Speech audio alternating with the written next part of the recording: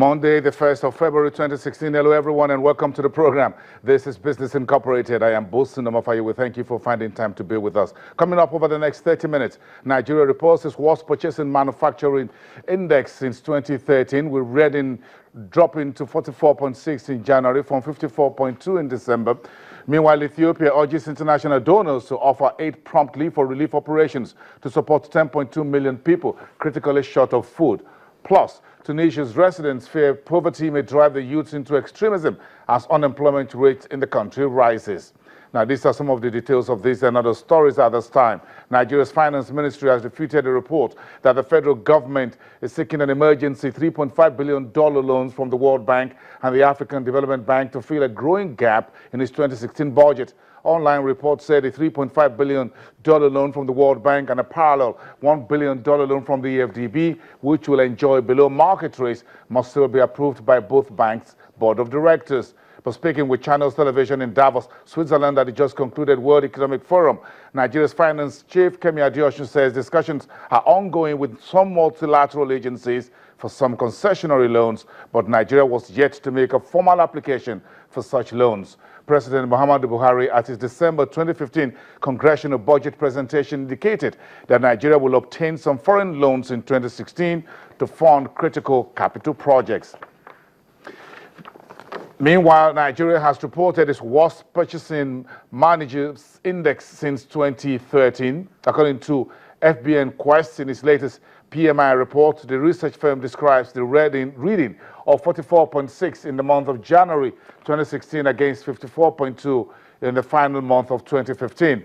The analysts attribute the PMI decline to the drop in seasonal demand after the festive period in December, as well as the challenge of assessing foreign exchange by indigenous manufacturers.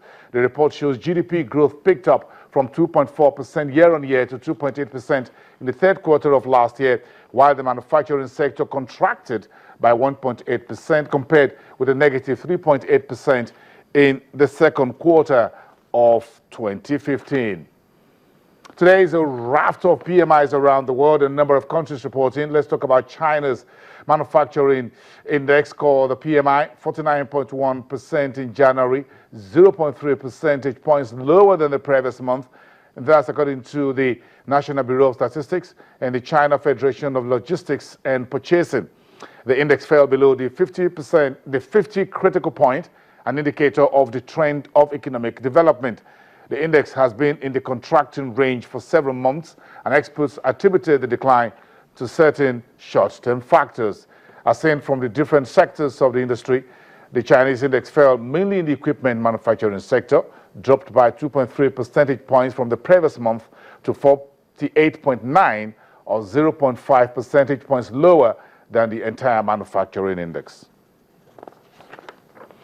Well, let's look at the market for today. As I said, a raft of manufacturing data on the street from Russia to Nigeria, China, the Eurozone, Germany, and later the United States. Let's cross over to Frankfurt Stock Exchange, where financial correspondent DWTV for Channels Television, Conrad Boston, is standing by to talk to us about this raft of manufacturing data on the street today. Good afternoon, Conrad, from Germany to China to Nigeria. But let's talk about the Eurozone data that we have now, reading slightly better than expected, 52.3. Talk us through this, Conrad.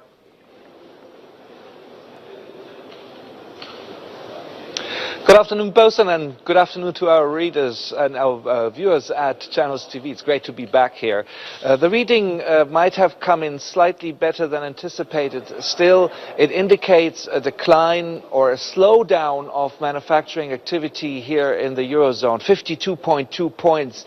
That is, as you said, above 50, which is the great divide between contraction and expansion. But the 52.2 points is also a point lower than in December. And if we look at the individual Eurozone countries, Germany is doing quite okay still, but France and Greece, the business activity of the manufacturing stagnated there. The purchasing managers' indices from these two countries were reported at being at exactly 50.0.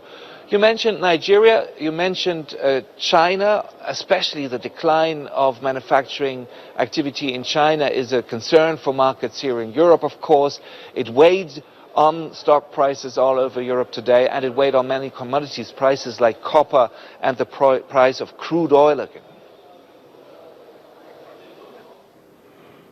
Okay, I guess we lost there briefly. Conrad, can you hear me? Okay, I guess we lost Conrad there. Conrad, Brusen, if you can hear me, the issue is this: as we get into the week, we have a lot of other issues to talk about. ECB chief Mario Draghi is expected to make some speech later this week. If you put that into the basket, then you put the PMI's readings, then you look at the earnings season. Put all of this together. How will the market be reacting to this for the rest of the week?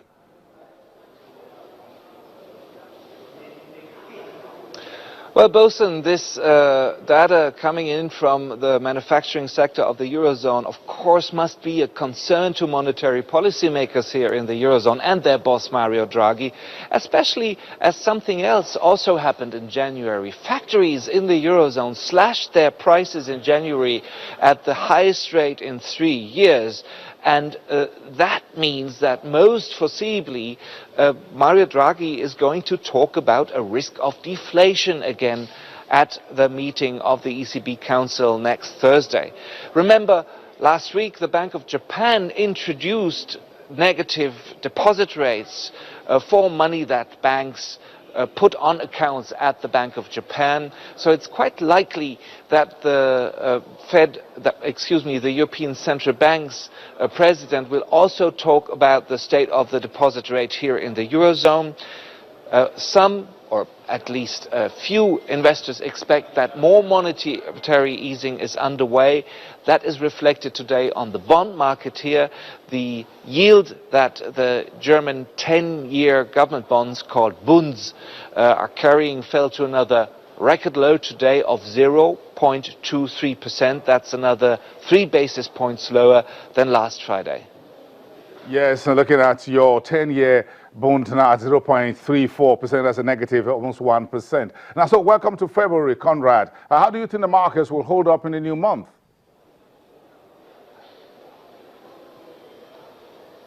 Well, after this January, everything will probably be better.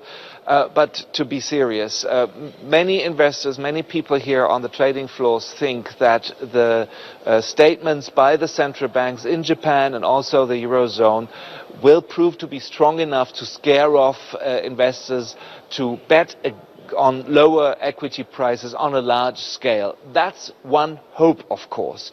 A major part will be played by the price of crude oil again, and a very important part will be played by economic data expected from the United States. The question is whether or not the US economy is strong enough to keep the speculation on continuously higher interest rates going.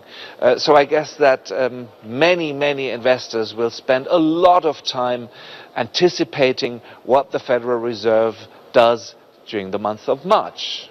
Yeah, thank you very much, Conrad. Quite a lot to chew in economic data from the United States this week. Starting from today, the ISM data, the factory orders data will be out throughout the week. So it looks like a very busy week for every one of us. Lagos here on Wall Street and, of course, in Frankfurt. Thank you very much, Conrad Bussen, at the Frankfurt Stock Exchange, DWTV financial correspondent for Channels Television. Well, we'll come back after the break. For those who are old enough to remember, 1980s was the period of harsh food shortage and drought in Ethiopia. Millions were dead. Now the country is returning to the same situation. There are calls now for international donors to step in. One big humanitarian, economic and business crisis facing this emerging economy in the northeast of the continent. We're coming back after the break with that story. You need to watch this.